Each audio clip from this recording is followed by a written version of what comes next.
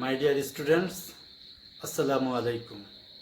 আমি মোহাম্মদ সবুজ, সিনিয়র প্রভাষক, ফিনান্স অ্যান্ড ব্যাংকিং বিভাগ, মাইলস্টোন কলেজ, উত্তরা, ঢাকা। সবাই কেমন আছো? আশা করি সবাই খুব ভালো আছো।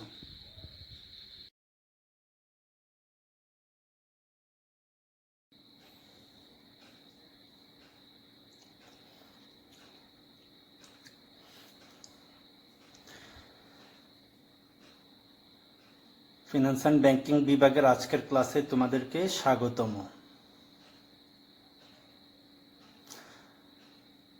আমরা স্ক্রিনে কিছু তথ্য দেখতে পাচ্ছি। এখানে বলা হচ্ছে, করিম তার বন্ধুকে 10,000 টাকা ধার দিল। তার বন্ধু 5 বছর পর তাকে টাকা ফেরত দিবে, কিন্তু ততদিনে 10,000 টাকার মূল্য কি 5 বছর আগের 10,000 টাকা মূল্যের সমান?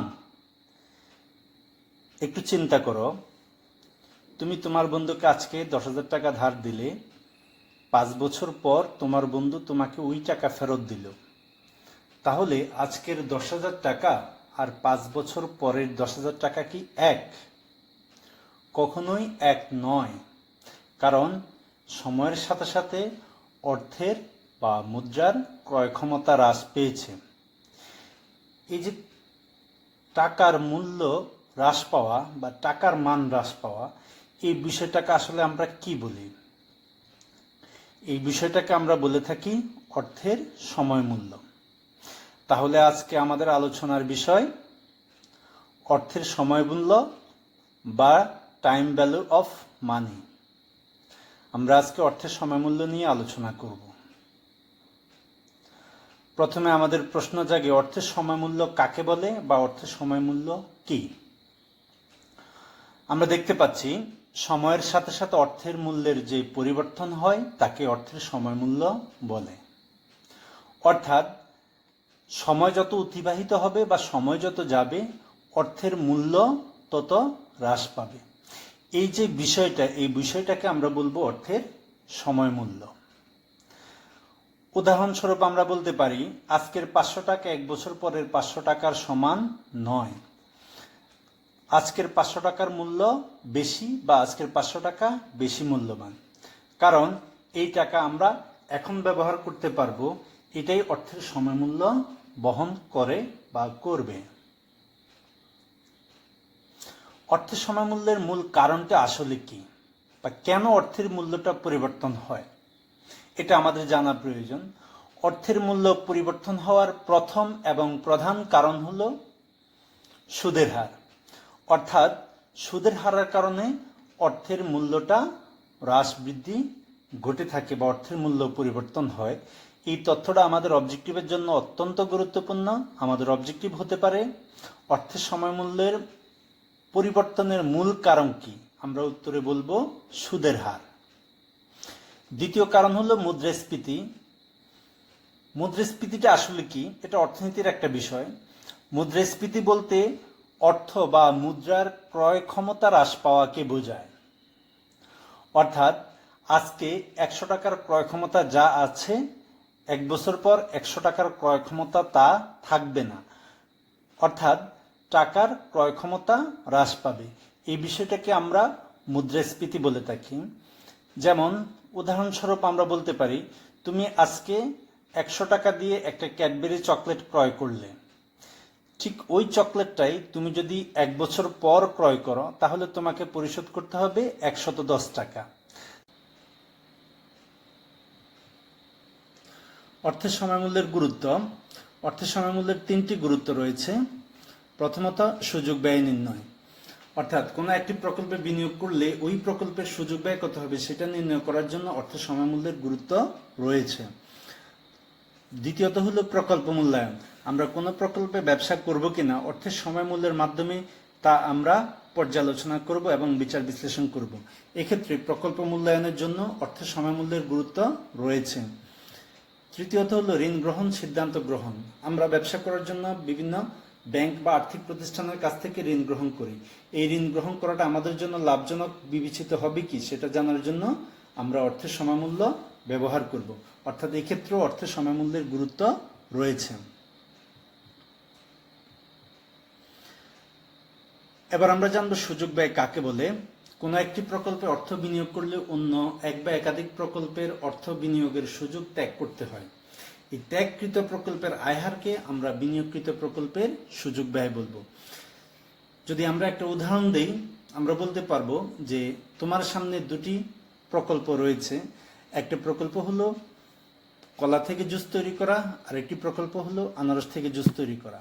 কলা থেকে জুস তৈরি করার যে প্রকল্প, এখানে তোমার বিজনেস করলে লাভ হবে 20%, আনারসের জুস উৎপাদন করলে সেই প্রকল্পে তোমার লাভ হবে 25%। এখন তুমি কোন প্রকল্পে বিজনেস করবে? অবশ্যই আনারসের জুস উৎপাদনে বিজনেস করবে, তার কারণ সেখানে তোমার লাভের পরিমাণ বেশি। তাহলে আনারস প্রকল্পের ব্যবসা করার জন্য তোমাকে কলার প্রকল্প ত্যাগ করতে হলো। তাহলে কলার প্রকল্পের যে আয়হার ছিল 20%, এটাই হলো আনারসের প্রকল্পের সুযোগ ব্যয়। এভাবে আমরা বিষয়টা ব্যাখ্যা করব। তারপর আমরা জানব রুল 72। রুল 72 কি? একটি নির্দিষ্ট পরিমাণ অর্থ কত সময়ে বা কত সুদের হারে দ্বিগুণ হবে তা নির্ণয় করার সংক্ষিপ্ত পদ্ধতিকেই রুল 72 বলে। অর্থাৎ তুমি কোনো একটা প্রকল্পে বিনিয়োগ করেছো, ওই প্রকল্পের বিনিয়োগকৃত অর্থ কত সময়ে বা কত সুদের হারে দ্বিগুণ হবে, এটা রুল 72-এর মাধ্যমে তুমি খুব সহজেই নির্ণয় করতে পারবে। তোমাকে অবশ্যই মনে রাখতে হবে, রুল 72-এ সুদের হার দেওয়া থাকলে মেয়াদ বের করতে হবে, আর যদি মেয়াদ দেওয়া থাকে তাহলে সুদের হার বের করতে হবে। অর্থাৎ তোমাকে যদি জিজ্ঞাসা করা হয় যে তুমি একটা প্রকল্পে 10 লক্ষ টাকা বিনিয়োগ করেছো, সুদের হার 12%, কত সময়ে বিনিয়োগকৃত অর্থ দ্বিগুণ হবে, তখন তোমাকে সুদের হার দেওয়া আছে, তুমি বের করবে মেয়াদ। আবার যদি এরকম বলা হয় যে তুমি একটি প্রকল্পে 5 লক্ষ টাকা বিনিয়োগ করবে, 10 বছরে যদি ওই টাকা দ্বিগুণ হয় তাহলে সুদের হার কত, তার মানে তোমাকে এখানে সুদের হার বের করতে হবে, এবং এটা বের করার পদ্ধতি খুবই সহজ। আমরা পরবর্তীতে দেখছি রুল 72-এ কিভাবে বের করতে হয়। রুল 72-এর প্রয়োগ: জনাব কাদের 10% সুদে 5 লক্ষ টাকা ব্যাংকে জমা রাখেন, কত বছরে তার অর্থ দ্বিগুণ হবে, এটা আমরা নির্ণয় করব। তাহলে আমরা দেখব সমাধান: জনাব কাদরের বিনিয়োগকৃত অর্থ কত সময়ে দ্বিগুণ হবে তা নির্ণয়। আমরা জানি মেয়াদ বা বছর, অর্থাৎ রুল 72-এ মেয়াদ বা বছর সমান সমান 72 ডিভাইডেড বাই সুদের হার। তাহলে এখানে 72-এর 72, সুদের হার 10%, 72 ভাগ 10 সমান সমান 7.2 বছর। অর্থাৎ 7.2 বছরে জনাব কাদরের বিনিয়োগকৃত অর্থ দ্বিগুণ হবে। একইভাবে আমরা আরেকটা উদাহরণ দেখতে পাচ্ছি, জনাব মাজেদ 6 বছরের জন্য 5 লক্ষ টাকা ব্যাংকে জমা রাখেন, কত হার সুদে তার টাকা দ্বিগুণ হবে, এটা তোমাকে ক্যালকুলেট করতে হবে। তুমি করবে, এখানে দেওয়া আছে মেয়াদ, তোমাকে বের করতে হবে সুদের হার। তাহলে উত্তর খুবই সহজ, যে রুল 72-এ সুদের হার সমান সমান 72 ডিভাইডেড বাই মেয়াদ। অর্থাৎ তুমি 72-কে 6 বছর যেহেতু মেয়াদ দেওয়া আছে 6 দিয়ে ভাগ করবে, তাহলে 72-কে 6 দিয়ে ভাগ করলে 12%, অর্থাৎ এখানে তোমার রেজাল্ট হবে 12%। অর্থাৎ 12% সুদের হারে তার অর্থ 6 বছরে দ্বিগুণ হবে।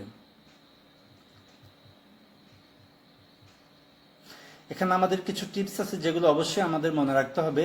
টাকার বর্তমান মূল্য ও ভবিষ্যৎ মূল্য কখনোই সমান হবে না, অর্থাৎ বর্তমান মূল্য এবং ভবিষ্যৎ মূল্যের মাঝে একটা পার্থক্য অবশ্যই থাকবে। 2 নম্বর বলা হয়েছে, ব্যাংক হতে ঋণ গ্রহণের পূর্বে অবশ্যই আমাদের ঋণ পরিশোধ ক্ষমতা যাচাই করতে হবে। কারণ আমি ঋণ গ্রহণ করব, সেই ঋণ পরিশোধ করার মতো যদি ক্ষমতা আমার না থাকে, তাহলে আমি দেউলিয়া বলে পরবর্তীতে বিবেচিত হব, অর্থাৎ আমি ব্যাংকের ঋণ পরিশোধ করতে পারবো না। যদি আমাদের উদ্দীপকে বর্তমান মূল্য দেওয়া থাকে, তাহলে আমরা ভবিষ্যৎ মূল্য বের করব, আর যদি ভবিষ্যৎ মূল্য দেওয়া থাকে তাহলে আমরা বর্তমান মূল্য বের করব। এই টিপসগুলো অবশ্যই আমরা মনে রাখবো, এগুলো আমাদের অঙ্ক করতে অনেক বেশি সহায়তা করবে। এরপরে দেখব, যেহেতু আমরা এই অধ্যায়ে সুদের হার নিয়ে বা সুদ নিয়ে অনেক কথা বলেছি, সুদ আসলে কাকে বলে আমরা দেখব। সুদ কাকে বলে? ঋণ গ্রহীতা ঋণদাতাকে মূলধনের অতিরিক্ত যে অর্থ পরিশোধ করে তাকে সুদ বলে। যেমন তুমি ব্যাংক থেকে 10 লক্ষ টাকা ঋণ নিয়েছ, তুমি ঋণ গ্রহীতা, ব্যাংক ঋণদাতা। এখন ব্যাংকের মূলধন হলো 10 লক্ষ টাকা। এই 10 লক্ষ টাকার অতিরিক্ত যে টাকা তুমি ব্যাংকে পরিশোধ করবে সেটাকে আমরা বলবো সুদ। আর যেই হারে এটা পরিশোধ করা হবে সেটাকে বলা হবে সুদের হার। সুদ দুই প্রকার, অর্থাৎ যে সুদ আমরা ব্যাংকে পরিশোধ করব এই সুদকে আমরা দুই ভাগে ভাগ করব। একটা হলো সরল সুদ আর 2 নম্বর হলো চক্রবৃদ্ধি সুদ। তাহলে সরল সুদ কাকে বলে? শুধু আসলের উপর ধার্যকৃত সুদকেই সরল সুদ বলে। অর্থাৎ তুমি ব্যাংক থেকে 10 লক্ষ টাকার লোন নিয়েছো, এক্ষেত্রে শুধু 10 লক্ষ টাকার উপরেই যদি তুমি সুদ পরিশোধ করো তাহলে সেটাকে বলা হবে সরল সুদ।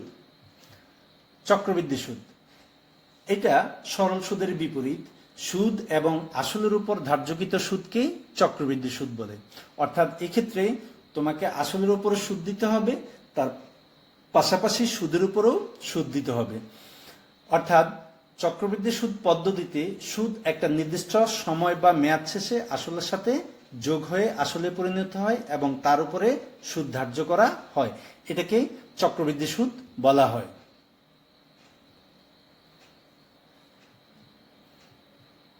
এবার আমরা জানবো আমাদের এখানে সর্বশেষ টপিক, প্রকৃত বা কার্যকরী সুদের হার। প্রকৃত বা কার্যকরী সুদের হার একটা গুরুত্বপূর্ণ বিষয়। আমরা অনেক সময় খালি চোখে যা দেখি তা সত্য নয়, অর্থাৎ আমরা যা দেখি তা সত্য হয় না। এটা তার একটা বাস্তব উদাহরণ। আমরা দেখব কার্যকরী সুদের হার বা প্রকৃত সুদের হার কি বা কাকে বলে। এখানে বলেছে ঋণ গ্রহীতা প্রকৃতপক্ষে ঋণদাতাকে যে সুদের হারে ঋণের টাকা পরিশোধ করে তাকেই প্রকৃত বা কার্যকরী সুদের হার বলে। আমি আবার রিপিট করছি, ঋণ গ্রহীতা প্রকৃতপক্ষে ঋণদাতাকে যে সুদের হারে ঋণের টাকা পরিশোধ করে তাকেই প্রকৃত বা কার্যকরী সুদের হার বলে।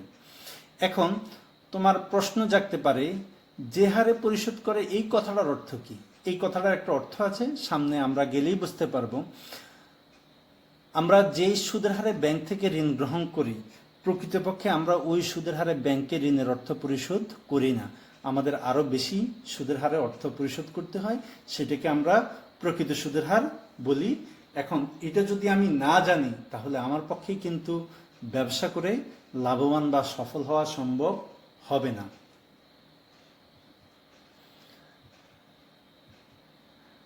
প্রকৃত সুদের হার এবং নামিক সুদের হার। ঋণদাতা ঋণ গ্রহীতার মধ্যে যে সুদের হারে ঋণ চুক্তি হয় তাকেই নামিক সুদের হার বলে। অর্থাৎ তুমি জনতা ব্যাংক থেকে 10 লক্ষ টাকা লোন নেবে, জনতা ব্যাংকের সাথে তোমার চুক্তি হয়েছে যে সুদের হার 10%, এই চুক্তিবদ্ধ সুদের হারকে বলা হবে নামিক সুদের হার। আমরা এখন প্রকৃত সুদের হার নির্ণয়ের একটা উদাহরণ দেখব। এটা আমাদের টেক্সট বইয়ের একটা উদাহরণ, আমরা দেখার চেষ্টা করব যে প্রকৃত সুদের হার নির্ণয়। গ্রামীণ মহাজন থেকে সাপ্তাহিক 1% সুদে চক্রবৃদ্ধি 1% হার চক্রবৃদ্ধি সুদে ঋণ গ্রহণ করলে বার্ষিক বা নামিক সুদের হার হয় 52%। অর্থাৎ বছরে 52%, কিন্তু 52 বার চক্রবৃদ্ধি হলে প্রকৃত সুদের হার ভিন্ন হবে। নিম্নলিখিত সূত্রটির মাধ্যমে সাপ্তাহিক 1% হার চক্রবৃদ্ধি প্রকৃত সুদের হার নির্ণয়। তাহলে প্রকৃত সুদের হারের সূত্রটা তোমরা একটু ভালো করে দেখো। ইএআর বা ইফেক্টিভ অ্যানুয়াল রেট, অবজেক্টিভের জন্য গুরুত্বপূর্ণ তথ্য। ইএআর সমান কি? ইফেক্টিভ অ্যানুয়াল রেট বা কার্যকরী সুদের হার সমান সমান 1 + i / m to the power m - 1। তাহলে এখানে সাপ্তাহিক সুদের হার 1%, তাহলে বার্ষিক সুদের হার কত পার্সেন্ট হবে? 52 সপ্তাহে 1 বছর, তাহলে বার্ষিক সুদের হার হবে 1 × 52 = 52%। চক্রবৃদ্ধির সংখ্যা কত হবে? প্রতি সপ্তাহে যদি একবার চক্রবৃদ্ধি হয় তাহলে 52 সপ্তাহে কতটা চক্রবৃদ্ধি হবে? 52 বার চক্রবৃদ্ধি হবে। বছর সংখ্যা কত? বছর সংখ্যা 1। তাহলে প্রকৃত সুদের হার কত আমরা নির্ণয় করব। তাহলে আমরা জানি ইএআর সমান সমান, সূত্রটা আমরা আবারও দেখি, 1 + i / m to the power m - 1। তাহলে আমরা সূত্র 1 লিখলাম, আর আয়ের মান পেয়েছি আমরা 0.52, 52%কে ভাঙালে হবে 0.52, সে 0.52 আমরা লিখলাম। m চক্রবৃদ্ধি পেয়েছি আমরা 52 লিখলাম, আর আবারও m এর মান 52 পেয়েছি আমরা, ব্র্যাকেট ক্লোজ করে 52 লিখলাম, -1 দিলাম। এবার আমরা বা 0.52কে 52 দিয়ে যদি ভাগ করি তাহলে আমরা পাবো 0.1, তাহলে তার সাথে 1 যোগ করলে হবে 1.01 টু দি পাওয়ার 52 মাইনাস 1 সমান সমান 1.67768 মাইনাস 1 সমান সমান 67.76 বা 768%। তাহলে একটু আগে আমরা যা বলেছিলাম যে আমরা আসলে যা দেখি তা সবসময় সত্য নয়, এর ব্যতিক্রম থাকে। আমি খালি চোখে দেখছি যে আমি 52% সাপ্তাহিক 1% হার সুদে ঋণ গ্রহণ করেছি, বার্ষিক সুদের হার হবে 52 সপ্তাহে 52%। এটা হলো আমার নামিক সুদের হার। প্রকৃতপক্ষে আমি সুদ পরিশোধ করছি, অর্থাৎ ঋণের অর্থ পরিশোধ করছি 67.768% হারে। এটাকে বলা হবে কার্যকরী সুদের হার। আশা করি তোমরা বুঝতে পেরেছ। সর্বশেষ আমরা অঙ্ক করার সময় এম বা চক্রবৃদ্ধির সংখ্যা আমরা ব্যবহার করেছি। এখানে আমাদের আসলে আরেকটু ক্লিয়ার হওয়া দরকার অঙ্ক করার সুবিধার জন্য। এম বা চক্রবৃদ্ধির সংখ্যা আসলে কি? সুদের হার বার্ষিক হলে এম এর মান 1, অর্থাৎ যদি সুদের হার বার্ষিক হয়, বার্ষিক সুদের হার হয় বা বার্ষিক চক্রবৃদ্ধি হয়, তাহলে এম এর মান হবে 1। সুদের হার যদি অর্ধবার্ষিক হয় তাহলে এম এর মান হবে 2। অর্ধবার্ষিক মানে 6 মাস বা ষান্মাসিক 6 মাস, তাহলে 12কে 6 দিয়ে ভাগ করলে এম এর মান হবে 2। অপরদিকে সুদের হার যদি ত্রৈমাসিক হয় তাহলে 3 মাস পর পর চক্রবৃদ্ধি হবে। 3 মাস পর পর যদি হয় তাহলে এম এর মান হবে 12/3 সমান সমান 4। আর যদি দ্বিমাসিক চক্রবৃদ্ধি হয় তাহলে 12/2 সমান সমান এম এর মান হবে 6। আর যদি মাসিক হয় তাহলে এম এর মান হবে 12/1 সমান সমান 12। আর যদি সুদের হার সাপ্তাহিক হয় তাহলে এম এর মান হবে 52/1 সমান সমান 52। সুদের হার যদি দৈনিক হয় তাহলে এম এর মান হবে বা চক্রবৃদ্ধির সংখ্যা হবে 365, কারণ 365-তে একদিন। এভাবে আমরা শিখব। আজকে এই পর্যন্তই। খোদা হাফেজ।